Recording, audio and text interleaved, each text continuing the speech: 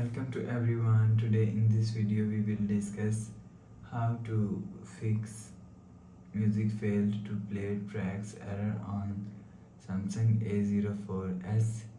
Let's start the video. If you want to fix this problem, go to app library, click on settings app.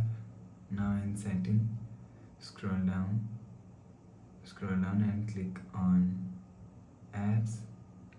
After click on apps, scroll down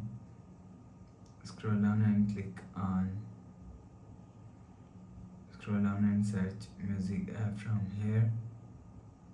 Click on music app, click on storage and click on clear cache. After clear cache, go back to home screen. You will see your problem is solved. But if it not solved, if you want to fix this problem, so restart device, just click and hold side power button. Click on this restart icon. Again tap on this restart icon, you will see your phone is restarted. After restarting, enter phone pin. You will see your problem is solved. But if it's still not solved, again click on settings app, scroll down to and click on software update.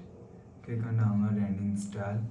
You will check your software update is latest. If it not latest, update your software latest. After update software latest, go back to home screen. You will see your problem is solved. So please subscribe for more new latest videos. Thanks for watching.